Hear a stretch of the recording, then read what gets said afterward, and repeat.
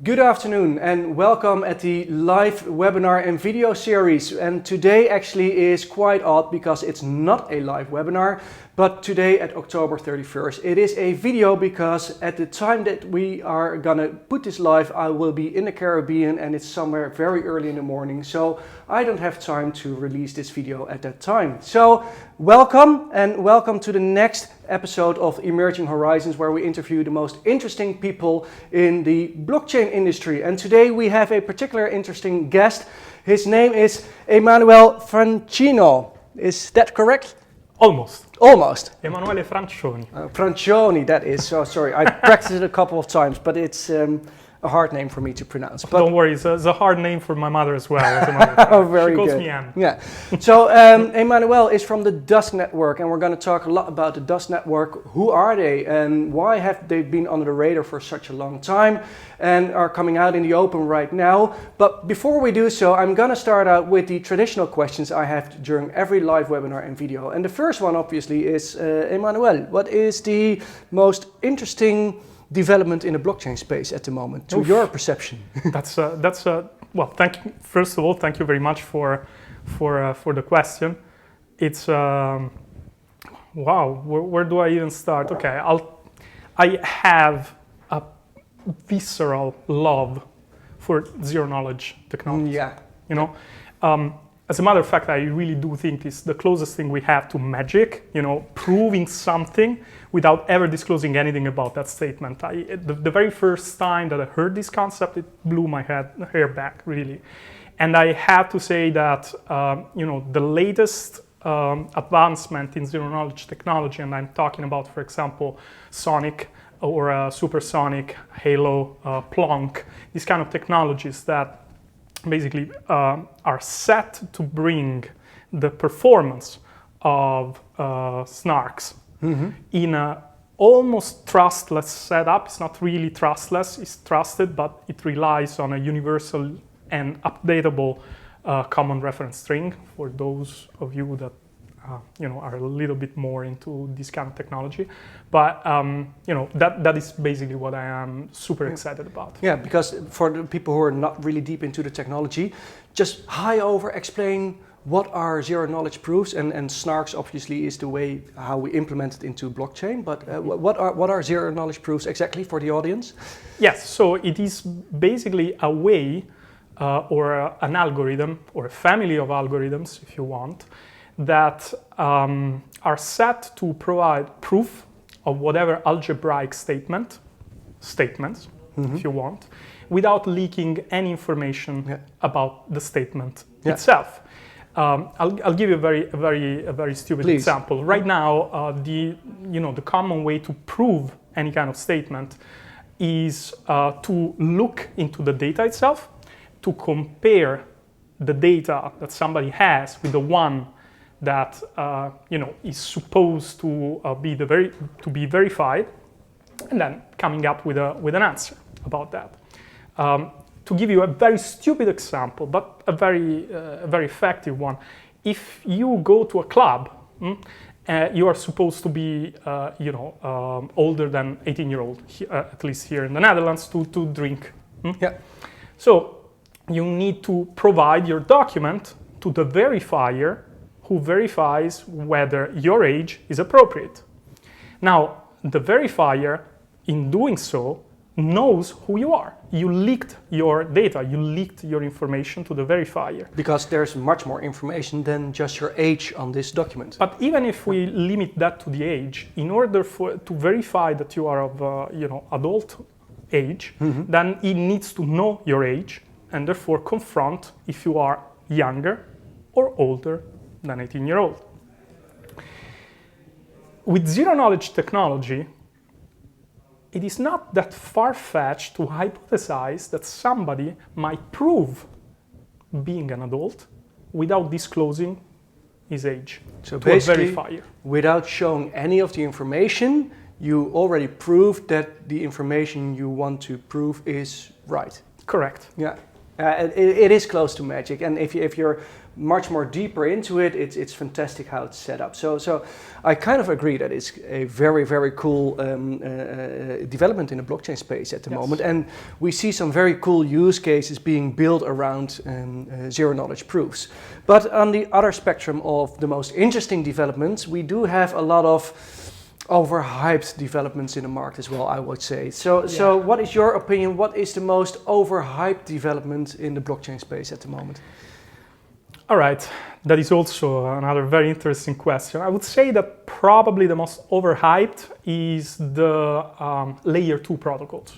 You know, we hear a lot, for example, about the layer 2, the capability or the alleged capability of scaling the blockchain that layer 2 would be supposed to bring to the space.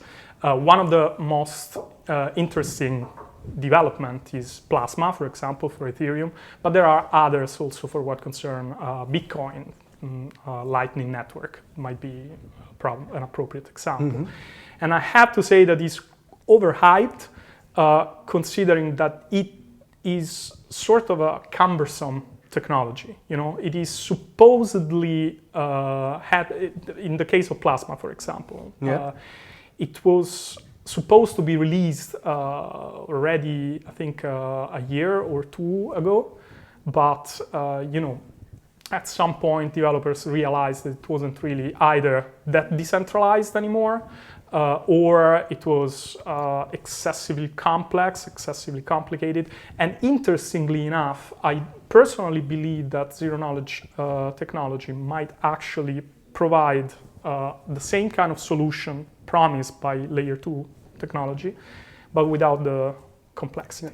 But it's interesting what you mentioned, because we see a lot of developments that are actually not making the date that people initially have in mind to release this. And to my perspective, it has to do a lot with how governance structures are set up in any, especially permissionless environment, which makes it harder to make tight deadlines in the end, because so many people have to agree on certain updates, etc. So that could be something else as well. But that will, at least in the permissionless world, always be a very tough nut to crack, to make sure that we make tight deadlines if there's nobody in charge of pushing through updates. What's your take on that? I think it's. I agree. First of all, I think it is a little nuanced. You know, whenever somebody is meeting deadlines, I'm not saying that meeting deadlines is bad in any way, shape, or form. Yeah. What I would like to express is the fact that whenever in a project you're meeting deadlines, then it means also that the vast majority of things have been already sorted out. From a research perspective, for example, I mean, let's not talk about blockchain at all. Okay, let's talk about something related, and as interesting, just to deviate a little bit. Quantum supremacy. Mm-hmm. For what concerns quantum supremacy, I have never seen anywhere something like a date of release. Have you? No, of course not. And you know why? Because it's research. Yeah. It is something that Google is working on. It is something that Microsoft is working on. A lot of different big players are working on achieving quantum supremacy. Now, they cannot make any promise, because breakthroughs are, they normally come incrementally. And if it is something so difficult, for this huge corporation to be, committing to certain timelines, and they have strong governance, by the way, then why do we expect in a blockchain space, which is, by the way, I wouldn't say as complex as quantum cryptography, but certainly not, a piece of cake. Yeah. Why do we expect basically to be given deadlines that are, and to strictly keep them? Yeah, of course, I agree. But the problem there is that a lot of these projects actually promise that in Q1 next year they will release, and then the release is postponed. So that will trigger the audience by saying, hey, but they never make their deadline, so what's happening? And I completely agree. It's in a lot of cases, I think one of the best example is the switch from proof of work to proof of stake in the Ethereum network. They've been talking about it for ages already, but it is very difficult to do so. If it was easy, they would have done it already. And but the reason it takes so long is they want to be absolutely sure that proof of stake is as secure and as effective as proof of work before they make the switch. Otherwise, they will kill the product as a whole to begin with. So, hey, we can talk about this for hours, obviously, and I really like that. So thank you for that. But we are here to actually talk about a project that was under the radar for a long time, and where you are the founder and one of the initiators for, and that's the Dusk network. So tell me, what is the Dusk network, and why have you been under the radar for so long? All right. So the Dusk network, first of all, is a protocol that was born with for one reason, with one goal in mind, which was to reconcile two previously deemed irreconcilable forces, one being privacy and the other being regulatory compliance. But I gave you an example before about, just proving that somebody is adult without leaking information. And that is if we actually take that to the financial market, for example, or any other business that requires both regulatory compliance and privacy, then that is also my vision. That is the reason why Dusk Network was born. Yeah. And also because we saw, for example, in the case of financial propositions that wanted to break in the regulated financial market, we saw that there was either a sacrifice of privacy or a sacrifice of compliance. You couldn't really build a stock exchange or a decentralized stock exchange on top of Monero. I mean, regulators would never accept it. And in a lot of cases, rightfully so, I must say. Absolutely. Yeah. And at the same time, anyone that did or tried to come up with a decentralized version of an issuance ledger for tokenized assets based on Ethereum, for example, then they always had the same problem, which was, first of all, centralization for just guaranteeing trade restrictions, because you have AML and KYC constraints that any kind of chain needs to adhere to, and at the same time, publishing transactions on a public ledger is a huge breach of any kind of regulatory framework. But can I ask a critical question? Absolutely. In this regard? You were or are building a completely new protocol, but doesn't the permissioned world actually solve these regulatory compliance and privacy issues in a way already? Well, permission network, as a matter of fact, they have inherent flaws. Yeah. So since it is permissioned, first of all, there is a middleman, as a matter of fact. Or at least a joint venture of people behind it. You can abstract away a collectivity or joint venture that you rightfully say, but as a matter of fact, then you still have a trusted party that basically does things. And any kind of trusted party means lack of automation. Even when there is almost full automation, still there isn't really the need to push a protocol toward the boundary of full permissionlessness, which by definition needs to provide automation. So to be clear, the Dusk network is set up as a permissionless system with governance or with regulatory compliance and privacy in mind. That's exactly right. And in order to do so, in order to keep the decentralization, the full automation, and most especially the cost down, then we had to push the limit to what was possible with zero-knowledge technology. Okay. So, which is deeply embedded in our protocol. And as a matter of fact, Dusk network is the first permissionless blockchain which uses privacy proof of stake. It's not exactly proof of stake, it's a consensus algorithm that we came up with. It was object of research for a very long time, hence the need to stay under the radar for a while, which is called proof of blind bid. Okay. So we won't go into too much detail of how this protocol works, but looking at the protocol in itself and looking at the characteristics, what are the characteristics of the network other than the privacy one and the regulatory compliance? Is it set up like, say, Ethereum and EOS, where you can easily set up your own smart contract constructions as well? Or is it more like the functionality of Bitcoin, where it's easy to do transactions, but building application on top of it is harder? So what is the goal that you want to achieve next to the privacy and the regulatory side? Well, the regulatory is actually the capability of enforcing a set of constraints. Now, whether these constraints are dictated by the regulatory framework or are dictated by any other entity, as a matter of fact, it's irrelevant.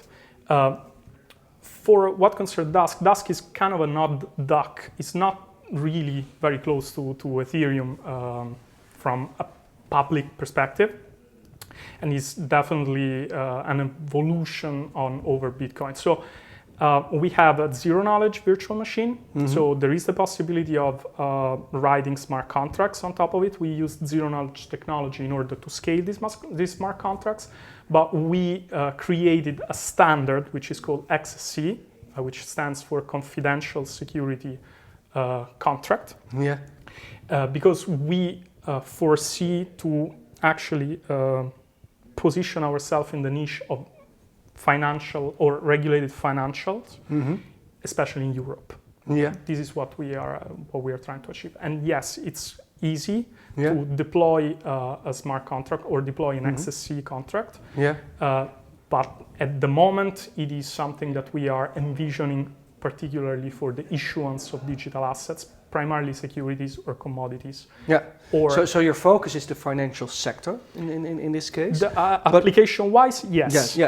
So, but building the applications will be free to anybody to start building applications on the Dusk network? Absolutely. Which is absolutely crucial if you want to be fully permissionless, I would say. Absolutely. Okay, cool. So what is the state of the project? How far are you? So you kind of are upcoming in... at the surface, to say, hey, we're here, but what is the status of the project? Is the protocol live? Can people start working on it already? Is there a test net? Is there a main net? Where are we? Yeah, so basically there is a test net. We are at the second iteration of the test net. There are 4 before mainnet launch. We managed to formally prove correctness and the security of a new transactional model that we devised, which it is disclosed for the first time here. It's called Phoenix, and is an evolution of the UTXO model. One that allows also for privacy to be respected, even in the gas payment. And that is that is a huge building block for our zero-knowledge VM, which is also on the way. So there is a testnet available. It's a little, it's a work in progress, of course, but it's stable enough to be used. And next in line, the third iteration is going to also involve Phoenix and the zero-knowledge VM, together with the first smart contracts. And that's going to be the third iteration. You say we're going to have 4 nets before we go to the main net. We just talked about release dates. Do you dare to give us any projection of when the mainnet should be live? We are working very hard, and no doubt about that. We eliminated a lot of uncertainties on that had to be the matter of research. And we will release hopefully at the end of Q4. So at this Q4 2019 or 2020? 2019. 2019. Oh, that's very interesting. one thing about deliverables. One thing that keeping the research nature of a project can be done even with uncertainties whenever you commit to a date and you release whatever is production ready at that date. If you have a strong governance, you can actually think about upgrading as you go, as long as basically the formal security is proven, which we spent a lot of time with. And that completes my answer at the very beginning of this interview. Okay. Hey, you mentioned the word research a couple of times. So there is a true scientific base behind this, of scientific research, etc. So not a team of very smart enthusiasts, but also based on true scientific research before you even start working on this. So Absolutely. What's behind that? So, well, for example, our lead cryptographer is Dmitry Kovratrovich. He's for example, the inventor of Equihash, which is the hashing algorithm that is used in Zcash proof of work. He is also the one that created Argon 2, which is a very fast hashing algorithm. But together with that, we have a full research team that is constantly vetting different kind of protocols. I mentioned Sonic and Supersonic, which is our envisioned way to scale certain particular transaction for very big circuits. At the moment, we are using bulletproofs because of its decentralization potential. And so we have researchers also in the field of consensus. Togrul is our lead researcher for the consensus. And we also collaborate with a lot of different university and research centers. Which universities do you collaborate with? Well, UPC, the University of Barcelona, is one of those. And we also have a partnership with the TNO, with the institute. The Dutch Research Institute. That's correct. And they have been involved since the inception of the Dusk network. Okay, very cool. So and your team behind it, it's a true international team. Absolutely. Yeah. So people from all over the world. And you're based in the Netherlands here? Yes. Like that. we have our commercial office at the moment is in Rotterdam, and the development office, the headquarters is in Amsterdam. But indeed, I would say that probably half of our workforce is dislocated pretty much everywhere around the globe, from Azerbaijan to London to Spain, Luxembourg, Germany. So how big is the total team then? So how big is your project organization? At the moment, we are 21 people. So, and we like to keep it moderately sized for two different reasons. First of all, because of costs, because we have in mind, quite a long run in front of us. And second of all, because we want, at some point, we want also to scale to the community. We have a lot of people that are actually already helping, and we are trying to structure a little better the development, so to allow for a complete decentralized development. And then with regards to funding this all, did you do an ICO, or did you manage to find private investors in this regard? So who's paying for this to set up? Because again, I really like the project, but we basically did a private placement back in 2018. We we were lucky enough at the bottom of the bear market to collect over $8 million by then, and we are extremely budget oriented. So any single things that we spend on development or on something that commercial wise will give actually every user of the Dusk network a certain return on their participation. But by the way, I do like that the fact that you guys, 8 million is a lot of money, but it's not the abundant budgets that we saw in other projects, because I think in the end of delivering things in time, you might want to have a tight budget once in a while, because that keeps people pushing for delivering results and not get No, lazy in the end. No, that's absolutely right. It's always a balance between the capability of scaling. You want to achieve the optimal point in which your spending is actually it provides the maximum amount of value for the minimum amount of cost. Hey, but it sounds really cool. It's a permissionless network. Basically, governance, risk, and compliance in the back of your mind while designing it, making it really useful for regulatory environments to start building DApps here. So it sounds like something the market would really love to have rather sooner than later to start building real-life solutions for the clients. You're in testnet 2 right now, going towards 3. What are your biggest hurdles before you can get to the live net? What are the biggest problems you have to solve?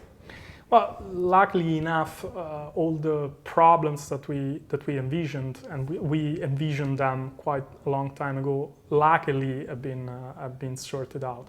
I would say that obviously one solution that is a solution on paper, even when it is proved, then when you develop it, then you always incur in uncertainties.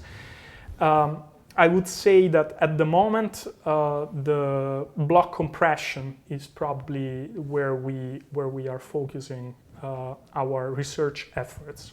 It is still. What do you mean with block compression? Well, a blockchain, because of its nature of being an immutable ledger, as a matter of fact, tends to grow over time, quite out of proportion. So, Ethereum passed the 1 terabyte. Yes, so being space efficient requires certain efforts, and we believe that, for example, block compression, which is not only for space, but it's also for bandwidth, is very important. It's very important for that. And another thing, talking about space and not purely about bandwidth, another thing is the capability of compressing the blockchain up to certain checkpoints. We are thinking about using zero-knowledge proof for that, but research is still at its infancy, not only within Dusk network, but worldwide. So, by the way, what just pops into my head, one of the challenges with zero-knowledge proofs is that basically you have to design an experiment to prove something is right. That is one of the basic ideas behind zero-knowledge proofs. And by doing so, the cost of proving something with a zero-knowledge proof relatively to a normal transaction is much higher, or at least that was the problem. How do you solve that?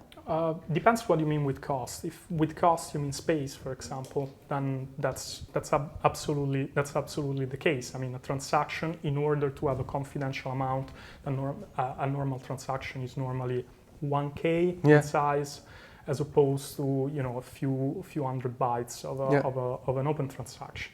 There are different. I mean, we knew that we wanted to use zero-knowledge proof since the very beginning, and that is also why we created a consensus that is, in fact, zero-knowledge proof friendly. Together with that, we also devised our own hashing algorithm. Actually, Dimitri discovered that one together with his co-authors. It's called Poseidon, which is very zero-knowledge proof friendly. While it is not as fast, for example, as SHA-3 or Keccak and these other algorithms, it produces much lesser constraints, which are normally the reason why a proof is very difficult to or very slow to verify your proof, and that is part of the novelties that we had to come up with. And with regards to truly cost for an end user, if you want to do transactions or show proof, what are the typical costs you have to think of, or will be totally free for transaction costs? Or no, it's not. Nothing is for free, obviously. Totally Especially free, not in a permissionless world. No, so, exactly. So you want to have a model in which you are financially discouraging denial of service attacks, and therefore we we have a gas protocol. Yeah. The tokenomics is still under, well, it has been formalized only recently by Togrul, and we are about to implement it right now.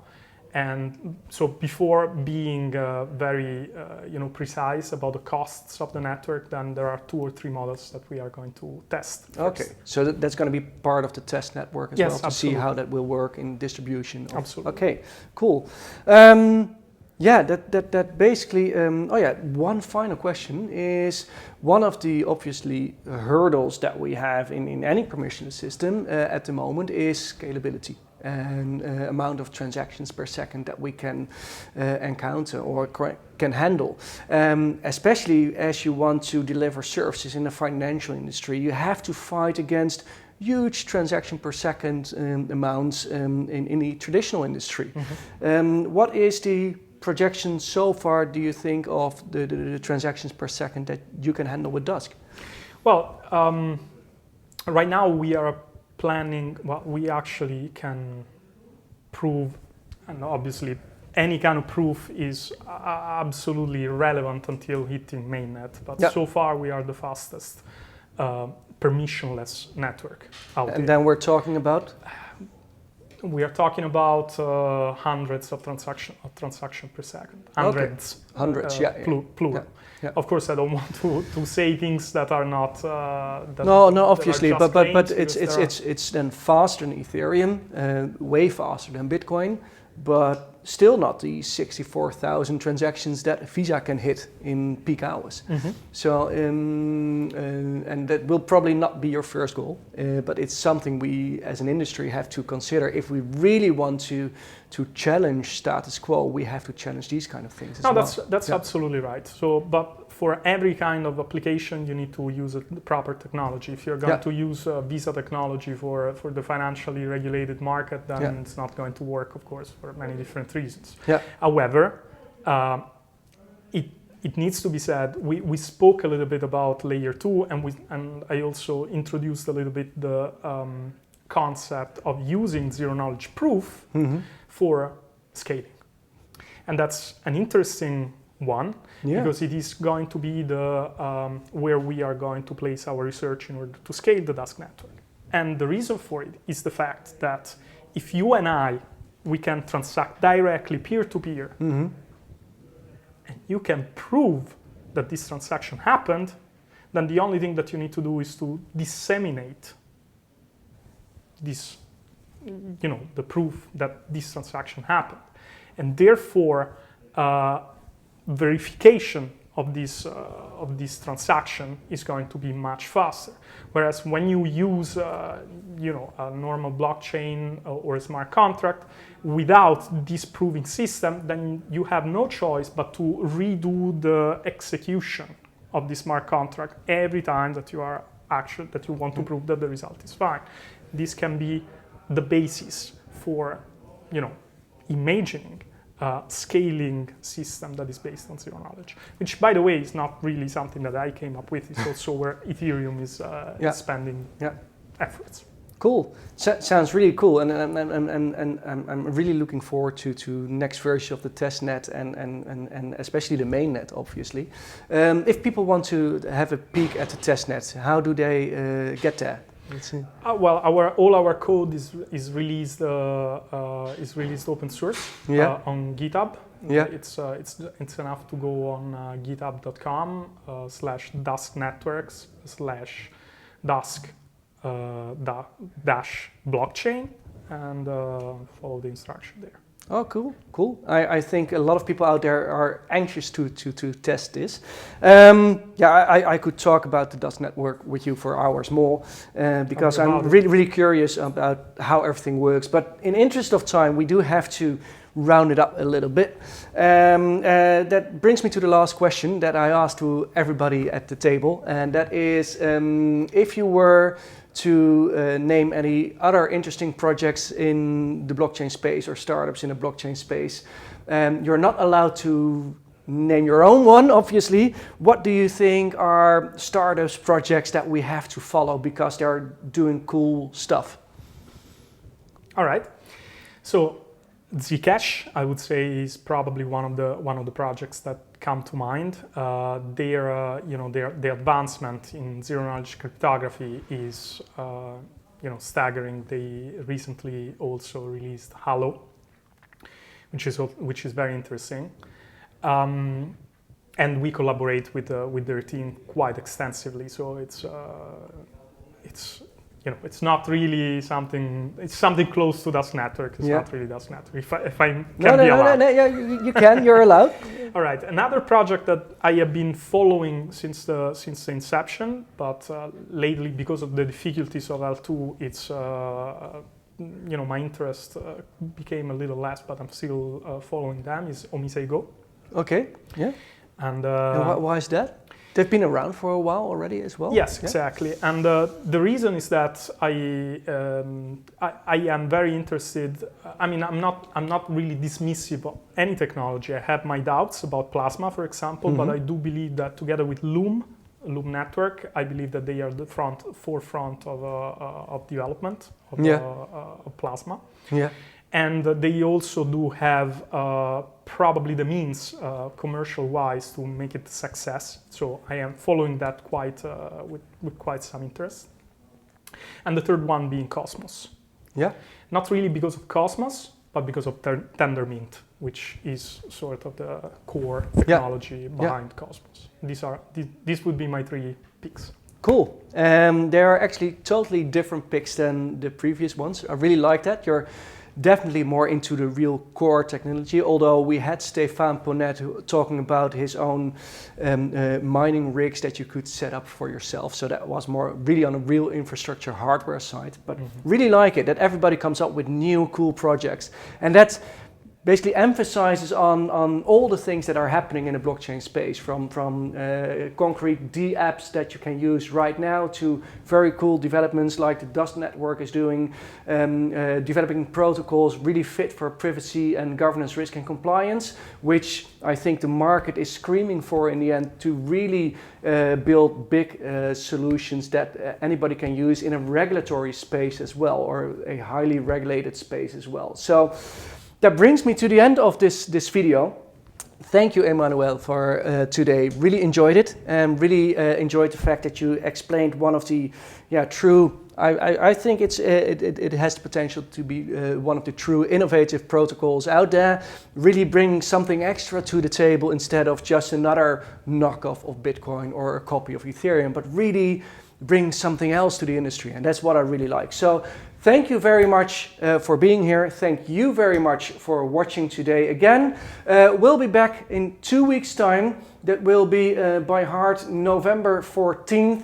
It's going to be either a video or a live webinar. Again, not sure, because a lot of cool stuff going on, including one of the projects that I'm working on myself, a national blockchain course, freely available for anybody in the world out there who wants to understand what blockchain is. And the launch will be around November 14th. So maybe I am a bit tied up during that day and it will be a video, and otherwise it's going to be a live webinar again. So Emanuele, once again, thank you for being here, and thank you for watching. And if you want to find more information about the Dusk Network, you can go to their GitHub site. They do have a site, and I'll put the URL below the video in itself. And I hope to see you in 2 weeks' time again. Thank you very much for watching, and see you next time.